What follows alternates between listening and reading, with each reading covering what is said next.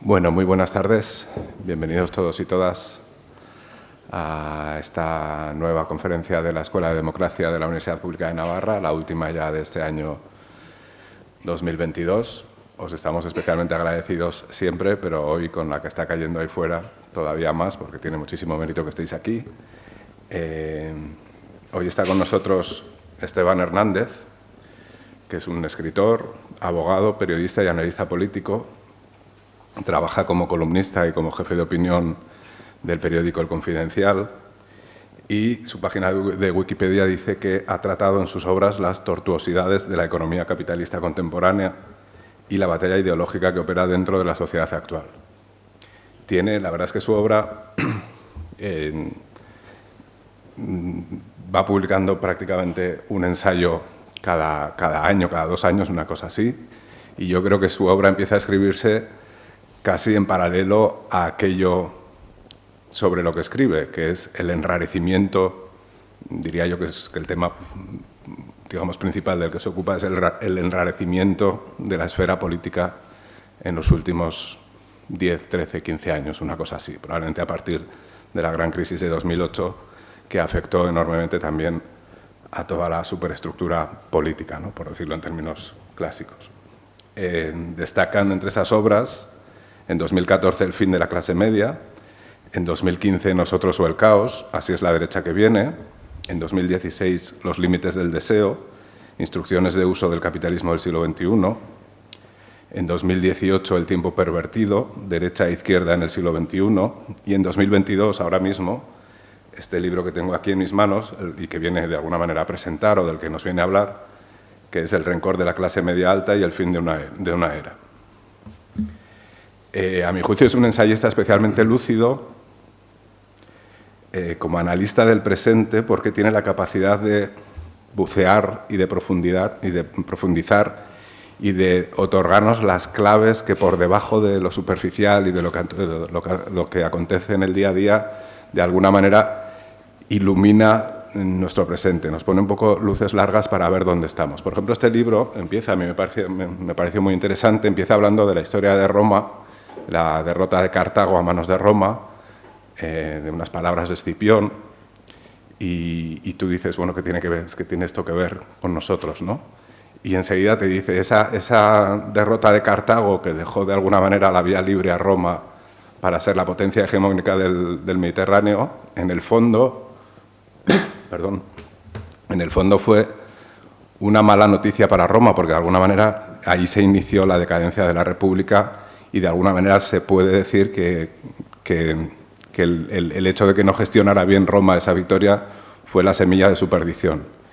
Y entonces te dice, nosotros estamos en un punto similar con respecto a nuestra era. La victoria del bloque capitalista con respecto a la URSS en 1989, la llegada de la globalización, de alguna manera fue un éxito que no hemos sabido encajar bien como sociedad, y eso puede que explique todo lo que nos está ocurriendo. Es este tipo de comparaciones las que, a mi juicio, hacen de la obra de Esteban una obra especialmente lúcida y especialmente fructífera a la hora de poder entender nuestro presente. Bien, voy a dejar de hablar ya y le voy a ceder la palabra al que es el protagonista de esta conferencia.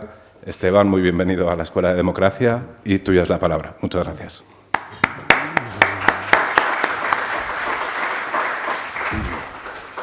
Pues muchas gracias, Jorge, a ti, a Susana, a la Escuela de Democracia, a la Universidad Pública de Navarra por la invitación.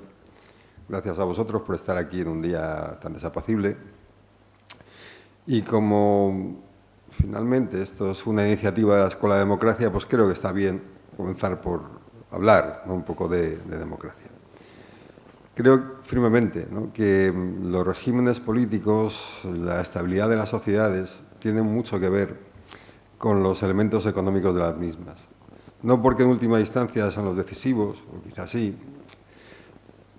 pero conforman un clima, un ambiente, un humor social que sí termina siendo tremendamente relevante para el futuro de los sistemas políticos.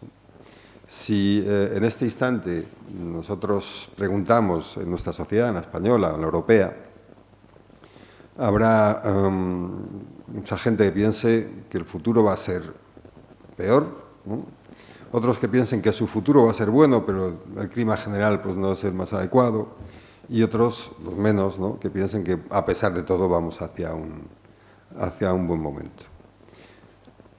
El humor predominante va a ser el negativo, y es el negativo ahora. Y sin embargo, si vas a otras partes del mundo, por ejemplo China, la sensación es completamente opuesta. La mayoría de la gente piensa que van hacia un lugar mejor en el futuro, como nación, que en lo personal les va a tocar vivir tiempos mejores, si no a ellos, a sus hijos, producto del sacrificio que están haciendo en estos instantes. Probablemente su familia, sus descendientes tendrán una vida mejor. Y como nación se van a situar, se han situado ya, son la segunda potencia del mundo, pero pueden llegar a ser la hegemónica. Estas dos fotografías del momento occidental y del momento chino nos sirven para resaltar la importancia de la legitimidad de los sistemas políticos, sea cual sea su contenido. ¿Por qué? Pues porque es obvio que China es una dictadura y a pesar de eso el clima social es bueno. No, a pesar de eso y del control, ¿no? El clima social es mejor que el nuestro, que está mucho más deteriorado. Y lo digo por España, pero lo puedo decir por Estados Unidos, por Gran Bretaña, por Francia, por Italia. Occidente en general tiene un momento especialmente difícil. Y cuando eso ocurre, solemos apelar a instancias, digamos, éticas, idealistas, de valores, ¿no?, como si una serie de elementos que hemos pensado que son imprescindibles para la vida en común se estuvieran rompiendo y hubiera que recomponerlos a partir de una existencia mayor en ellos, ¿no? Pues hace falta más unidad, hace falta menos enfrentamiento, hace falta menos polarización, y en esa apelación a la vida pública lo que se produce es cada vez un aumento de la polarización, de las tensiones, del deterioro, del declive, ¿no? ¿Por qué? Pues porque nos hemos olvidado de algo importante, y es que las buenas circunstancias económicas, la posibilidad de tener un futuro mejor, la sensación de que nos va bien, tejen de una manera definitiva el humor de una sociedad y, por lo tanto, nos llevan y nos conducen hacia un lugar o hacia otro. Creo que estamos en un momento de esa clase. Creo que si las circunstancias económicas profundizan en los elementos negativos, tendremos una vida futura bastante más complicada, también en lo que se refiere a los valores democráticos, ¿no? ¿Por qué?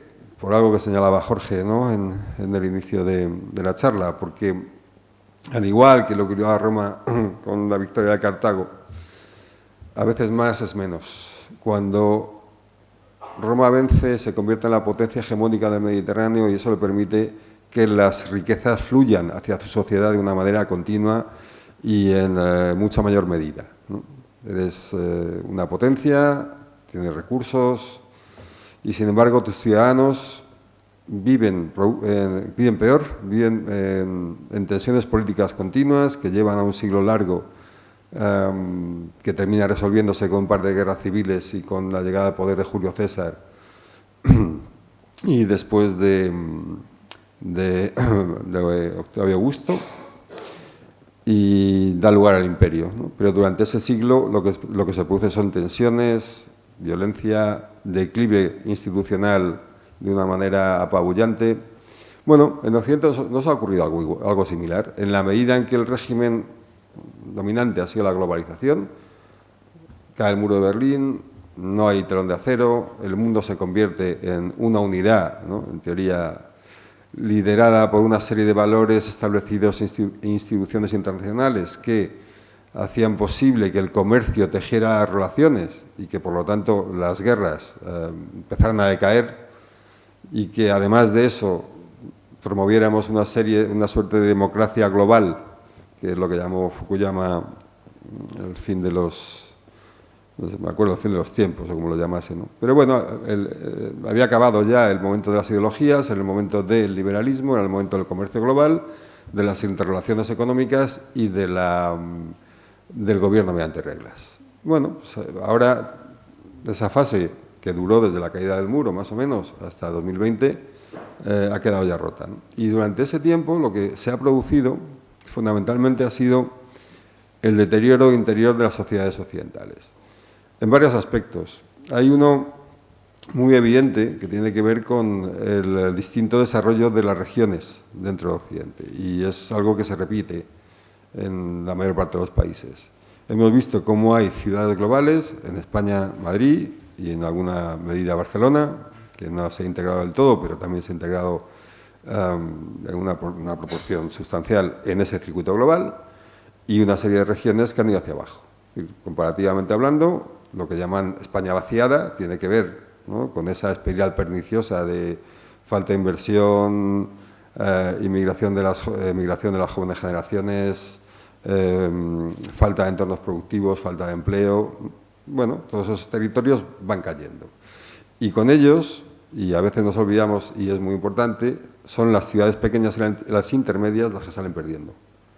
Y buena parte de España está construida alrededor de poblaciones en las que hay puestos de trabajo que son provistos por el Estado, puestos institucionales, servicios, algo de pequeño comercio que queda y un mínimo de industria. Y de ahí los jóvenes lo que hacen fundamentalmente es huir, porque no hay opciones de futuro en esas ciudades, ¿no?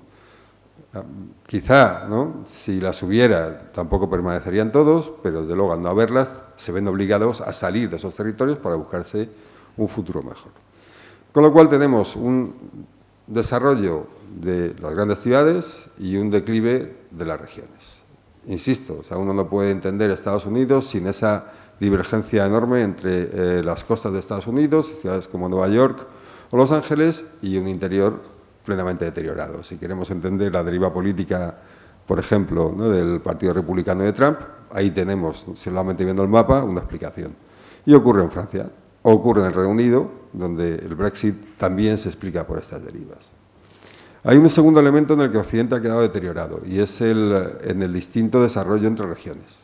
Regiones, me refiero a zonas geográficas, ¿no? Vemos como, por ejemplo, algunos países que eran pues relativamente productivos, tenían un peso productivo importante, caso de Italia, ¿no?, pues ahora está en una situación mucho peor, y vemos, o el Reino Unido, y vemos a otros como China y algunos países asiáticos que han aumentado su presencia en todos los sentidos en el orden internacional.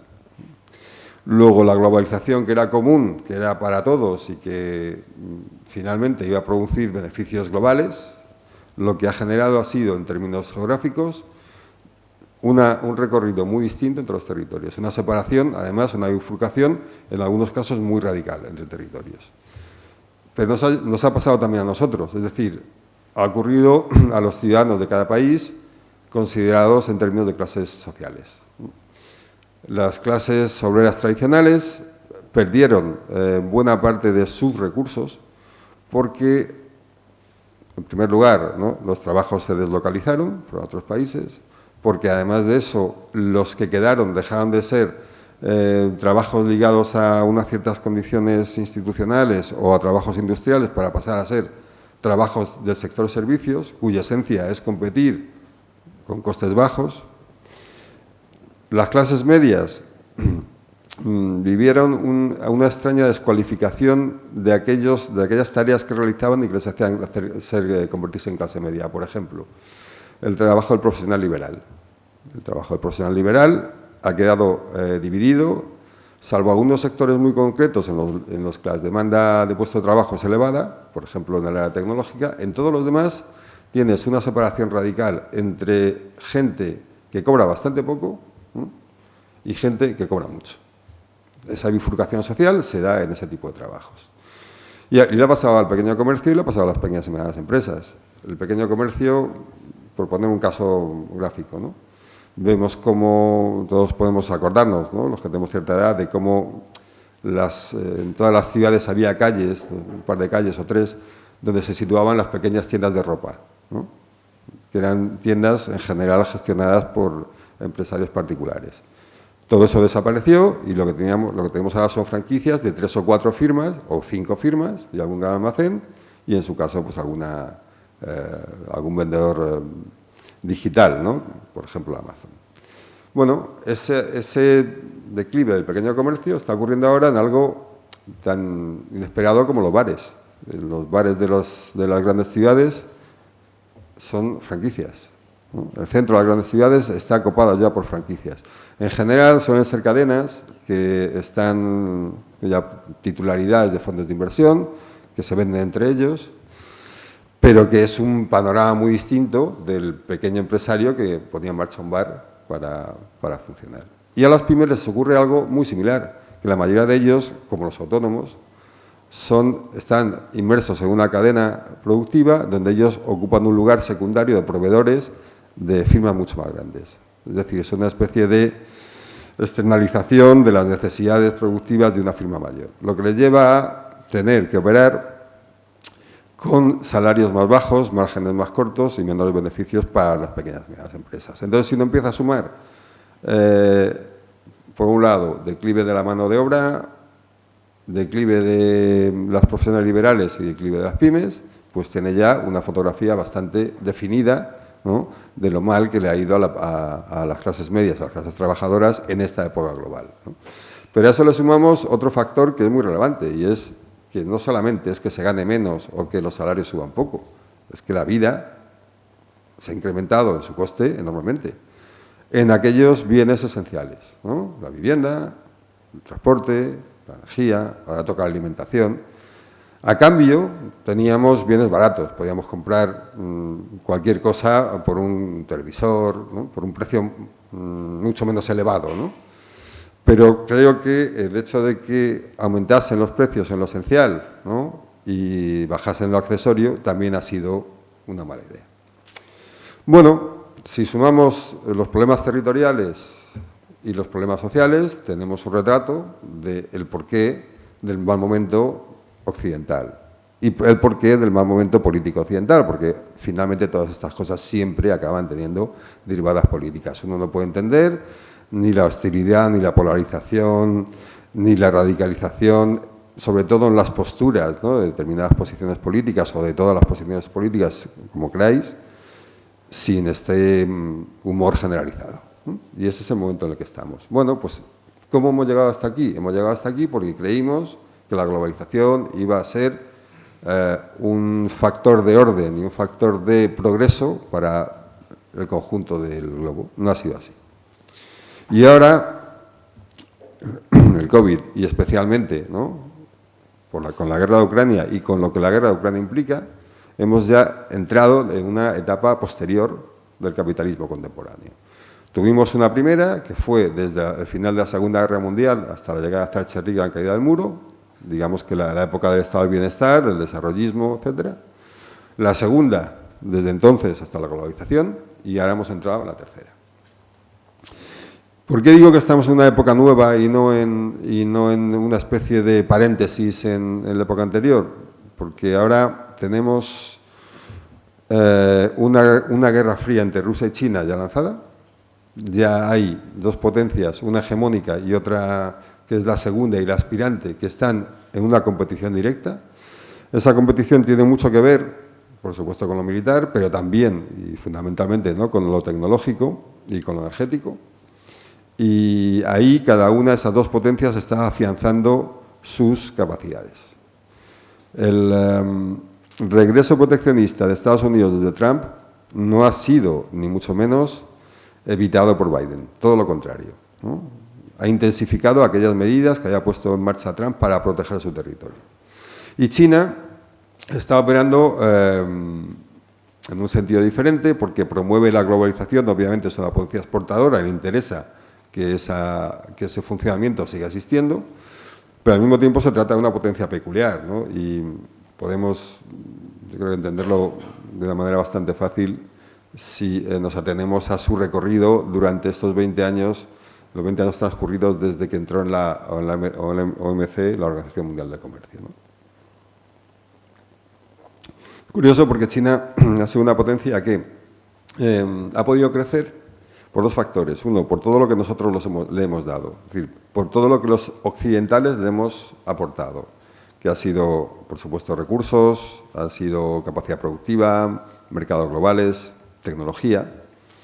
Cuando China se iba desarrollando, conforme iban pasando los años y se veía China crecer, Estados Unidos, Europa, entendían que en algún instante China iba a tener un frenazo, porque las clases medias emergentes chinas iban a llevar a la demanda de una mayor democracia, porque la economía china se frenaría en algún instante, porque el régimen político no podría sostenerse desde las bases dictatoriales, porque su techo de crecimiento estaba cerca, en fin, una serie de factores que se fueron disolviendo conforme pasaban los años. O sea, todas esas predicciones sobre lo mal que le iba a China nunca llegaron a ponerse encima de la mesa. A lo mejor ocurre en algún momento, pero hasta ahora ha sido así.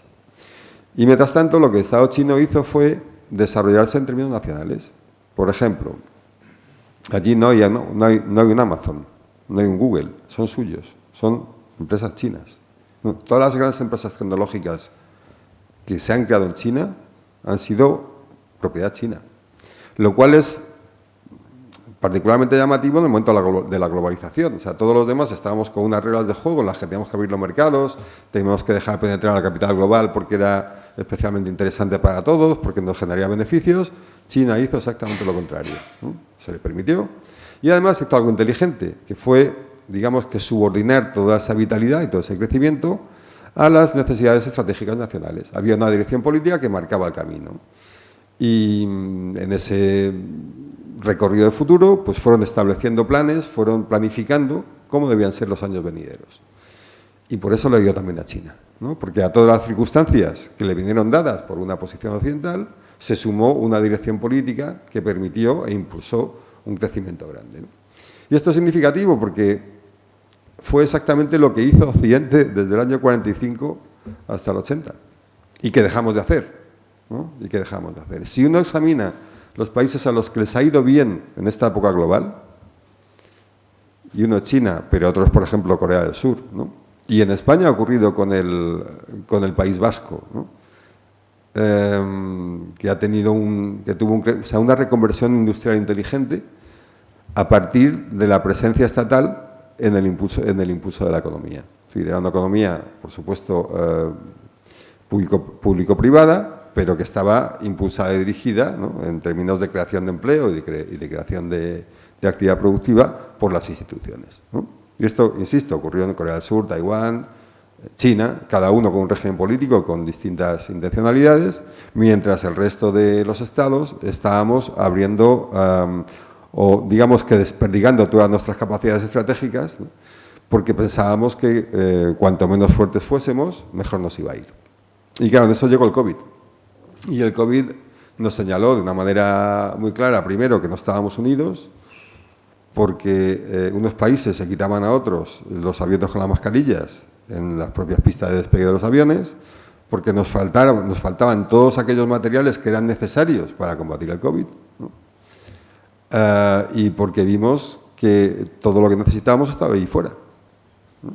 Pero es que luego llegó la guerra de Ucrania y nos hemos dado cuenta de que la energía se hacía en otra parte y la energía que nos proporcionaban otros países, pues no la podían dejar de proporcionar porque a lo mejor nos resultaba interesante. Y cuando uno empieza a pensar, por ejemplo, en qué tenemos nosotros en alimentación, pues te das cuenta de que compramos la alimentación fuera de España y lo que aquí producimos normalmente está destinado a exportar. Nosotros lo vendemos fuera, ¿no? Y lo que lo fuera lo traemos aquí. Lo cual te hace enormemente dependiente del exterior. Si fuera dejan de comprarte o dejan de suministrarte, pues entras en escasez. Bueno, todo esto se nos decía desde la ortodoxia liberal que era especialmente bueno. Era un modo eficiente de asignación de recursos. ¿Por qué? Porque si comprabas donde era más barato y vendías donde tus bienes se pagaban más caros, conseguías, ¿no?, una eficiencia muchísimo mayor. Pero ahora lo que tenemos en cuenta y lo que estamos empezando a pensar es en las necesidades, digamos, de suministro estratégico, ¿no?, de los bienes esenciales que necesitamos como territorio para subsistir. Y ahí se enfrentan, dicen, bueno, es que claro, si produzco fuera pueden dejar de suministrarme, a lo mejor aquí es más caro, pero me interesa porque a pesar de que sea más caro lo tengo a tiempo y tal. Y se enfrentan esas dos lógicas. Lo que pasa es que ese tipo de discusión obvia también un punto de vista que entiendo que debería ser central y es, no es eficiente producir más caro. O sea, producir en 3 o 4 zonas del mundo lleva a que si en una de ellas hay un terremoto, se produzca escasez y los precios suban. Y los precios suban, porque no existe ese bien, ¿no? Si además los precios de los combustibles se han elevado, y lo han hecho, los bienes van a ser más caros, ¿no? Y si además se produce en territorios que no son amistosos o que pueden dejar de serlo, también los precios pueden terminar elevándose. Con lo cual, que el hecho de que producir fuera genere una asignación eficiente de recursos es una especie de falacia en la que hemos vivido permanentemente. Y ahora regreso ya un poco a lo estratégico y al porqué porque creo que esto ya es una era diferente. En esa guerra entre Ucrania y Rusia, que es una contienda, digamos, menor en el panorama entre la guerra fría entre China y Estados Unidos, y con independencia del resultado, que obviamente desconozco, como las guerras ya sabemos, ¿no?, cómo empiezan, pero no sabemos cómo terminan, ¿no? Entonces, la Guerra Mundial iba a durar 4 meses y duró años, y la Segunda Guerra Mundial la empezó ganando Alemania y terminó siendo derrotada, ¿no? Bueno, pues aquí no sabemos lo que va a pasar, pero pase lo que ocurra, lo que sí está claro es que ya se ha roto, por el mero hecho de que se ha producido, se ha roto ese entorno de reglas globales. Y lo que vemos ya son dos bloques muy marcados. Si os fijáis en los países que sancionaron, o sea, que aceptaron las sanciones impuestas a Rusia, tenemos a Occidente, Europa, Canadá, Estados Unidos, por supuesto, Corea del Sur, Japón y Australia. Y todos los demás países del mundo no las han puesto en práctica. Y todos los demás países del mundo hay mucho a decir, porque está Asia, no solamente China, toda Asia, está Oriente Medio, productores de petróleo por excelencia y de energía en general. Y están África y América Latina. Lo cual también es importante porque si en algún lugar se ha desarrollado China y en algún lugar tiene alguna presencia Rusia, es en África y en América Latina, ¿no? Es decir, que tenemos una serie de países emergentes constituidos en el bloque BRIC, donde están Rusia, China, India, Brasil, Sudáfrica, que tienen lazos estrechos con Arabia Saudí, Indonesia, Pakistán, Qatar, por no seguir, ¿no? Argentina está cada vez más cerca de ellos. Es decir, hablo de países con grandes cantidades de población, con recursos, con energía, entre ellos. Ahora con tecnología, porque los chinos se la proporcionan, ¿no? Con mano de obra y con industria, porque también deslocalizamos allí, ¿no? Y si examinas lo que tenemos en el otro lado, ¿no?, es casi nada, no es casi nada. Son la moneda, ¿no?, el euro y el dólar, algunas empresas tecnológicas grandes y poco más, ¿no? Luego, en ese intento de reacondicionamiento de las relaciones internacionales, donde no estamos en una guerra fría marcada como la Segunda Guerra Mundial, un muro separa un lado del otro, ¿no?, pero ya está lanzada, lo que está funcionando ahora es una especie de reacondicionamiento de los bloques. Hay países que se están acercando un bloque a otro, que forman parte de un bloque de otro, y otros, y particularmente también los más grandes, que están jugando sus propias bazas como países, por así decir, no delineados. Por ejemplo, India. India, que es otra potencia, gran potencia en desarrollo, puede hacer ejercicios militares junto con Estados Unidos frente a China, al mismo tiempo que tiene acuerdos con China, al mismo tiempo que compra petróleo ruso para vendérnoslo a nosotros, ¿no? Pongamos por caso. Turquía, que está desarrollándose y está convirtiéndose en una gran potencia en el Mediterráneo. Y además del Mediterráneo, en los mares interiores. Y es cada vez la potencia ascendente de la zona. Vemos a Arabia Saudí, que se ha alejado de Estados Unidos por completo, bueno, por completo, casi por completo. O Qatar, ¿no?, que acaba de firmar un contrato a largo plazo con China de provisión de gas licuado, justo en el instante en que nos lo niega a los europeos. Europa le pidió que incrementase la provisión de gas a Europa y Qatar no la incrementó y se lo vende a China, ¿no? Luego, está ocurriendo algo en el mundo, ¿no?, que va a tener repercusiones importantes en términos de reacondicionamiento de bloques, etc. Bueno, pues en ese contexto, digamos que Europa es el espacio perdedor, porque es el espacio o el momentáneamente perdedor al menos, ¿no? Porque es el espacio que creyó firmemente en las bondades de la globalización. Creyó firmemente que los tiempos habían llegado a su fin, en las reglas liberales, en las bondades del comercio internacional, y el ejemplo claro es Alemania, ¿no? Que Alemania era una especie de potencia mediadora que recibía gas barato de Rusia, que exportaba fundamentalmente tecnología y tenía relaciones privilegiadas con China, y ahora ve cómo los precios del gas le aumentan, el suministro también, o sea, decae. Las relaciones con China, Estados Unidos está presionando para que las, si no las rompa, ¿no? Las haga menos frecuentes. Bueno, es verdad que Alemania es una potencia que tiene recursos, que tiene mucho dinero, que ha sido la gran vencedora, ¿no? de la arquitectura del euro, la que ha sacado más provecho, y por lo tanto tiene capacidad de reacción, pero también lo es que su posición estructural en este nuevo mundo pues es muy complicada, mucho más complicada que la de China o los Estados Unidos. Y cuando digo Alemania, digo España, porque finalmente la Unión Europea depende en gran medida de Alemania, ¿no? Bueno, pues en ese entorno, Europa tiene fundamentalmente dos posibilidades, ¿no? Que podrán modularse o da un salto adelante en el sentido de integración y empieza a construir iniciativas comunes que refuercen las capacidades estratégicas en serio y se tome en serio la idea de la autonomía estratégica y conforme un bloque, ¿no? Que tenga un peso en el mundo, o bien irá partiéndose en áreas de influencia y Alemania tendrá vínculos con determinados países europeos, Francia con otros, el este de Europa se recolocará, en fin. Es decir, o finalmente vamos a una especie de guerra fría con bloques marcados, o vamos a una situación similar a la de la Primera Guerra Mundial y los tiempos que la antecedieron. Imperios, territorios con poder, que trazan alianzas con otros territorios y que compiten con otros imperios. Bueno, todo eso supone, en primer lugar, ¿no? Un incremento de las tensiones internacionales, porque hay que reubicar todo, pero también tiene consecuencias enormes en términos interiores, ¿no? Claro, todo esto,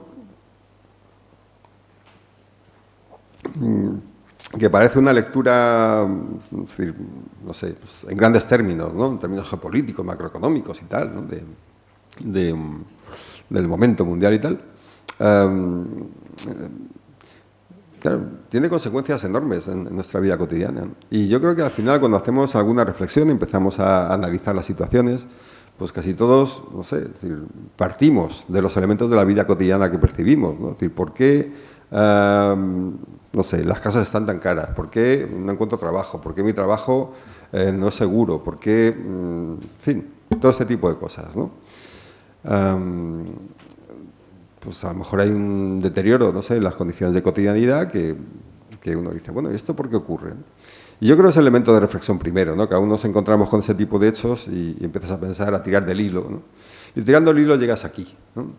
El camino intermedio, desde más abajo, ¿no? hasta más arriba, tiene mucho que ver, ¿no? Con el tipo de modelo productivo en el que hemos estado inmersos, ¿no? En el hecho de que estamos produciendo sociedades donde la gente tiene cada vez menos recursos, la vida le cuesta más, tiene menos opciones de futuro.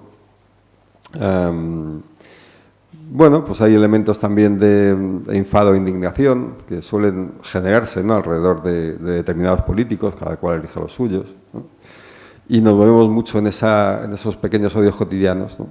Pero en realidad tampoco transformamos demasiado, ¿no? Bueno, y digo que es importante el entorno productivo porque hasta ahora el tipo de dinero que hemos metido en la sociedad, y hemos metido muchísimo, ha ido a parar a apuestas muy extrañas, ¿no? O sea, uno puede hablar de las criptos, por ejemplo, ¿no? Las criptomonedas. Bueno, ¿qué cantidad de capital han invertido en algo que es absurdo desde su propia concepción, ¿no? Una moneda que no existe y tal, ¿no?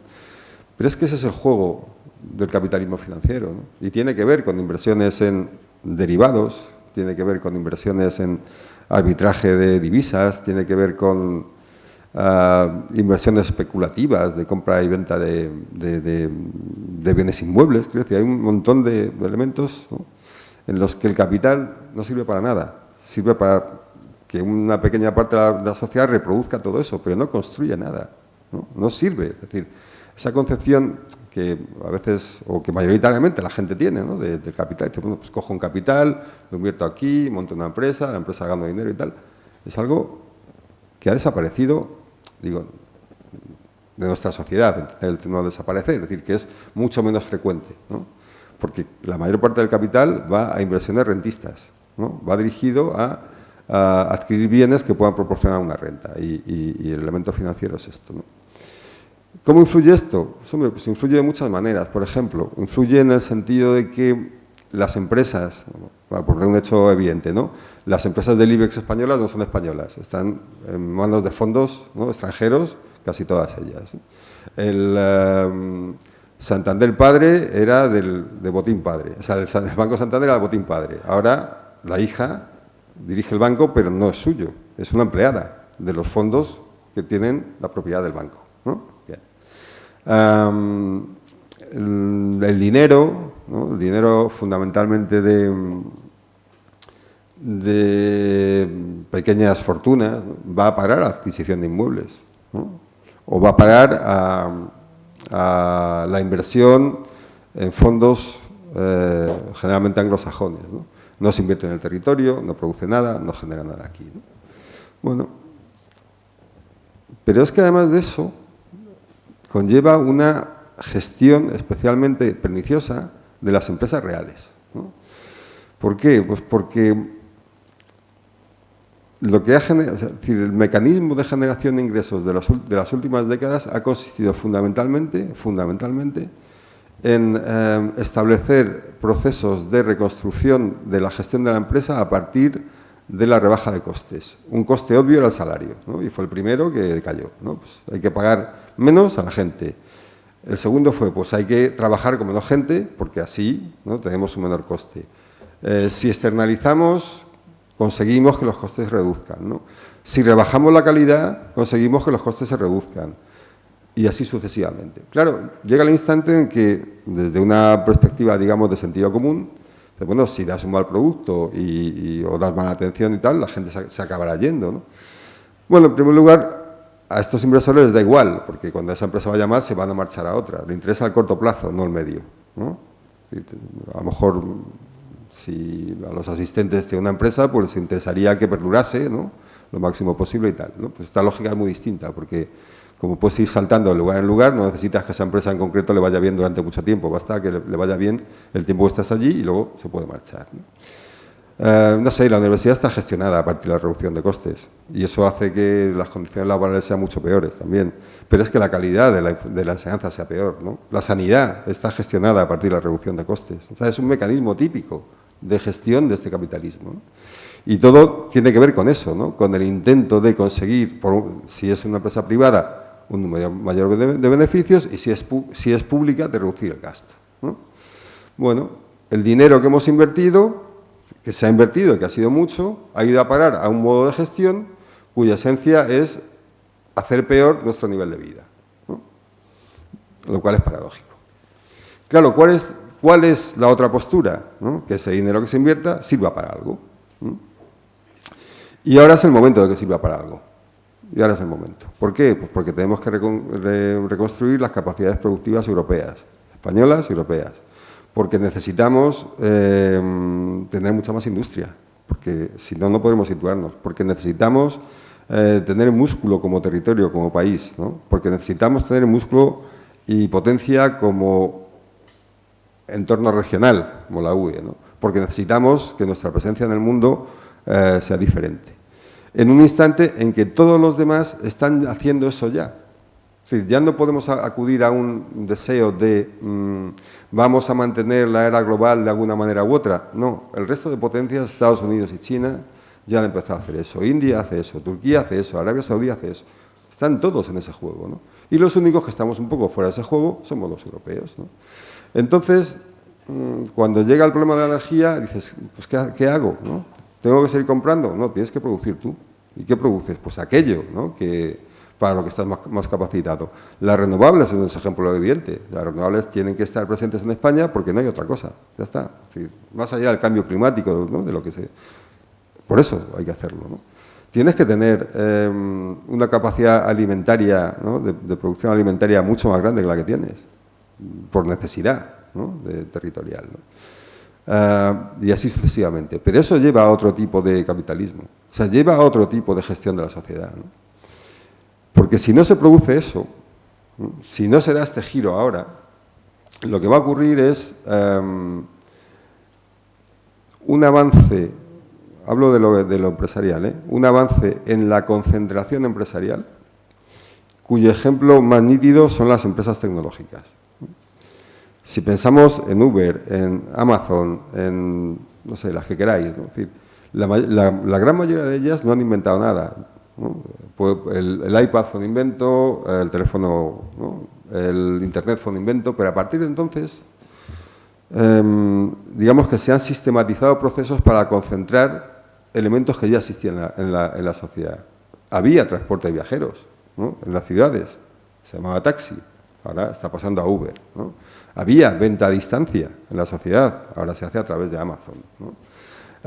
Había difusión de información en la sociedad, ahora se hace a través de Google. Es decir, han sido empresas que han mediado en procesos ya existentes y que gracias a su músculo empresarial, a su gran capacidad financiera, se han convertido en los mediadores esenciales del sector. Y eso produce una situación de ventaja en la que puedes abaratar los costos a los proveedores, subir los precios cuando ya se acabó con el mercado, que está ocurriendo con algunas franquicias de ropa, por ejemplo, ¿no?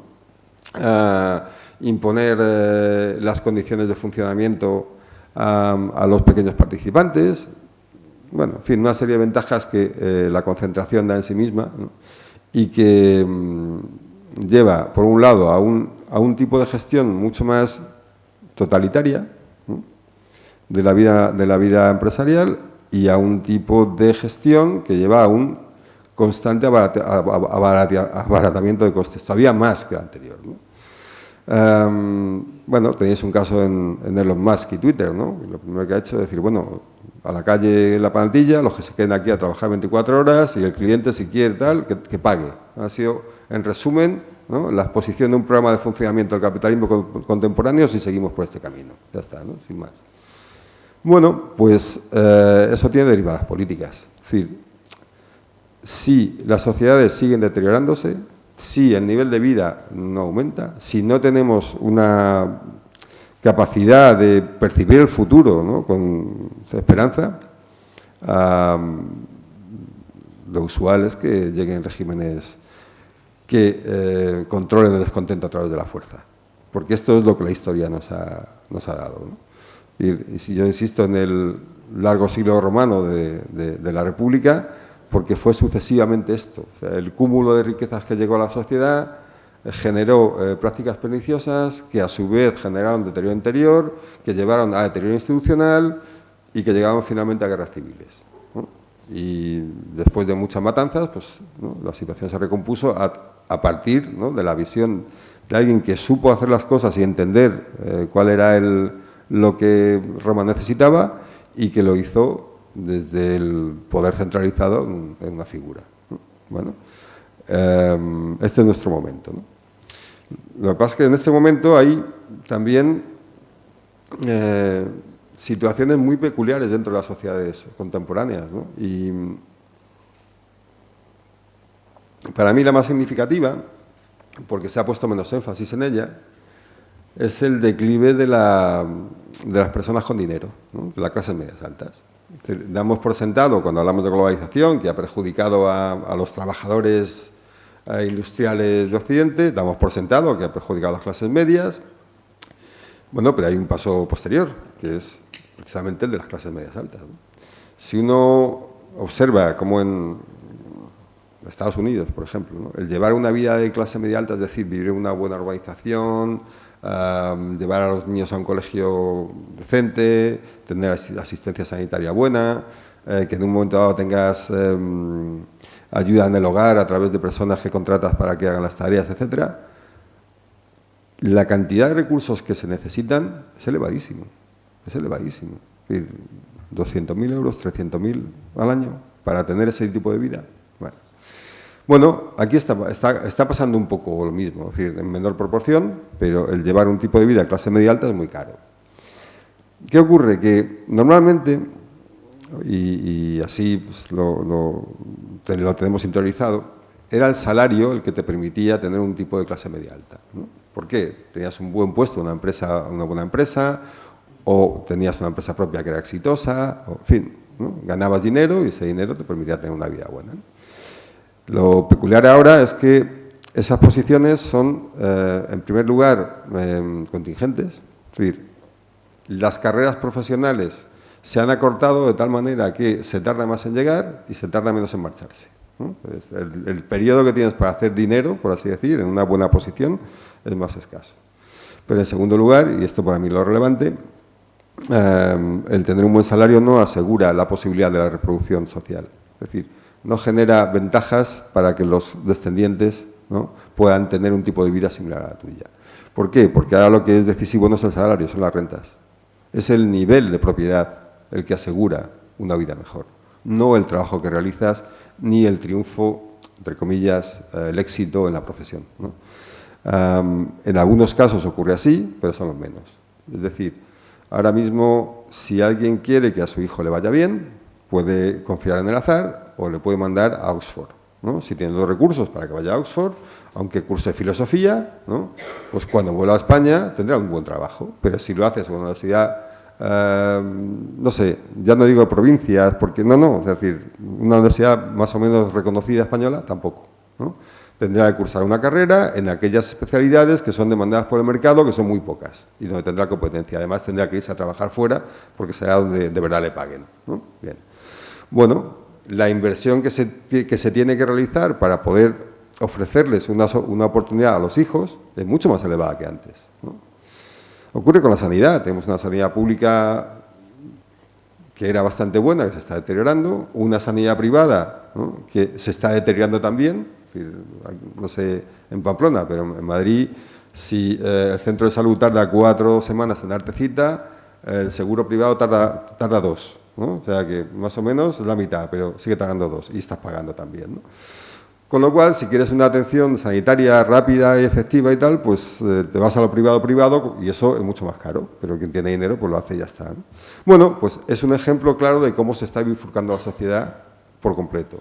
No solamente para los que tienen los recursos, no solamente para las clases medias o viejas clases medias, sino también para las clases altas o clases medias altas.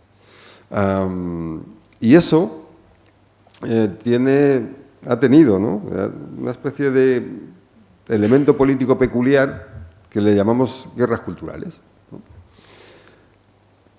que consiste básicamente en que en la sustitución entre élites, es decir, o sea, por poner el caso español, y un caso ya de hace tiempo, pero que es de donde parte todo, en España las élites están vinculadas con alta administración estatal, empresas nacionales, judicatura, no sé, clero, ejército. Bueno, esas clases comenzaron a desaparecer en cuanto polo de influencia principal en el instante en que la globalización empieza a funcionar. Las nuevas élites son élites globalmente integradas, ¿no? Y estás en una empresa del IBEX, eres mediador entre el capital financiero global y el español y te dedicas a invertirlo, a comprar activos españoles para poder venderlos, a generar beneficios, ¿no?, para poder distribuirlos a tus inversores, pero ya es una esfera muy distinta, ¿no?, de la anterior, ¿no? Esto en Estados Unidos, por ejemplo, se ve también muy gráficamente con el hecho de eso, ¿no?, de las élites tecnológicas y financieras de las costas, que son tecnología y finanzas, y digamos que las élites, antiguas élites pues, industriales, vinculadas al territorio, esos ricos del interior de Estados Unidos que pueden tener propiedades, pues tienen 4 edificios, tienen 12 franquicias de McDonald's, 4 gasolineras, no sé qué, y tienen capital, pero ya no tienen influencia. O sea, quienes están marcando la pauta, ¿no?, son las élites tecnológicas y financieras de Estados Unidos. Y en esa relación entre ellas, en esa sustitución, lo que se produce es una suerte de desdén, ¿no? las élites nuevas observan a las viejas y las tachan de atrasadas, antiguas y de obsoletas. Y en España ha pasado también, ¿no? Las nuevas élites han ido mirando a las antiguas como algo que ya se quedaba atrás y era, no sé, especialmente atrasado, o sea, poco funcional para el momento. En esa tensión entre ellas, que es similar a lo que, imaginaos, ¿no? Acordaos de los discursos que había en Europa en la época de la crisis de las subprimes, ¿no? El norte de Europa nos decía, claro, os va mal porque sois obsoletos, no sois adecuados, habéis gastado mucho, sois unos vagos, no trabajáis, no os actualizáis y tal. Bueno, ese tipo de discurso es correspondiente al discurso que entre esas élites se manejaba, entre ellas, ¿no? Bueno, entonces tenías una élite que era global, que era con valores más avanzados, que era favorable a la tecnología, que quería más derechos, que quería más profundización en lo digital, ¿no? Y se encuentran con estas élites, ¿no? Que se van quedando atrás, que dicen, no, yo quiero otra cosa, quiero más valores tradicionales, quiero más valores conservadores, no quiero tanta velocidad, no quiero tanta rapidez, ¿no? Y se pegan entre ellas. Y esto ha sido, o son, las guerras culturales en las que estamos inmersos. Pues son guerras culturales en las que la población ha intentado resolver problemas que son fundamentalmente económicos, políticos y geopolíticos, ¿no? Lo que no quiere decir que estos elementos no sean importantes, sino que no son los decisivos. Es decir, no nos estamos jugando nuevas costumbres, ¿no? Nos estamos jugando la supervivencia como civilización occidental, la supervivencia como territorio con un cierto nivel de bienestar, con una relación adecuada entre capital y trabajo y con una vida cotidiana relativamente, digamos, amable, ¿no? Nos estamos jugando eso y eso no se soluciona con más derechos culturales o menos derechos culturales. Bueno, ¿y por qué digo esto? Digo esto porque esa pelea entre las dos élites ha llevado, por ejemplo, al declive de cualquier ideología que intentara establecer un proyecto alternativo en términos de clases populares o de clases medias. La izquierda ha estado ausente en cuanto a proyecto político. Ha estado la visión progresista y la visión conservadora, ambas con el elemento liberal, económico liberal por encima, ¿no? Pero no ha habido izquierda con proyecto autónomo en estos tiempos, en estas últimas 3 décadas, no la ha habido, ¿no? Bueno, pues en ese momento en el que estamos, que es complicado en todos los términos, en el político pues estamos fragmentados, en lo geopolítico porque ya hay un afuera, un exterior, ¿no? Que intenta consolidarse dentro del orden internacional y consolidarse como actor hegemónico, como actores hegemónicos si fuera posible. Tenemos enormes debilidades productivas y tenemos que arreglar la situación económica de las poblaciones occidentales. Ese es nuestro reto. En términos abstractos, pues pensar, es bastante difícil, ¿no? Porque son tantas cosas, ¿no?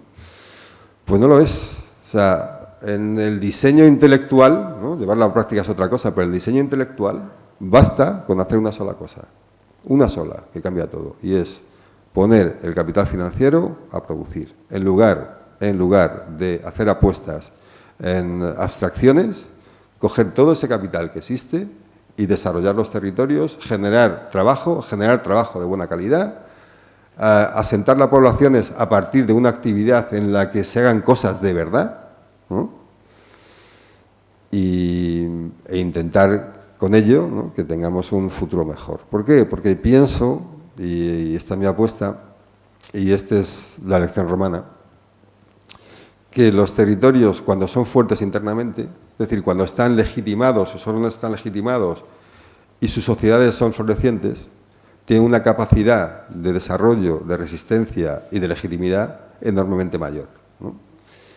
Y un ejemplo fue la Guerra Fría contra los soviéticos. Es decir, después de un primer instante en la que la Unión Soviética se desarrolla y pasa, digamos, de la Edad Media, ¿no? a pleno siglo XX, tiene un momento de parón y en ese momento de parón lo que vemos, se construye el muro, es un nivel floreciente económico, ¿no? Y de libertades en Occidente y un nivel decreciente en las condiciones del nivel de vida y libertades en los países soviéticos. Junto con otros muchos factores, que por supuesto son muy relevantes, pero esa legitimidad interna hace que saltaran el muro de aquel lado del muro a este, no al revés, ¿no? Hace que cuando cae el muro, caiga sin necesidad de disparar un solo misil sobre el territorio soviético. Se produce una plena integración, una plena absorción, porque las poblaciones querían otro tipo de vida, ¿no? Probablemente no esta, ¿no?, que les dimos, pero querían otro tipo de vida. Bueno, ¿por qué? Porque nosotros éramos mucho más sólidos internamente con todos los problemas que hubiera que el otro lado del muro, ¿no? Bueno, pues es una lección que tenemos que aprender para el futuro, ¿no? Y digamos que, no sé, con este mensaje, si queréis, optimista, después de una descripción, ¿no?, bastante dura, pues os dejo que me preguntéis algo si tenéis ganas, ¿no?, que ya es tarde, ¿no?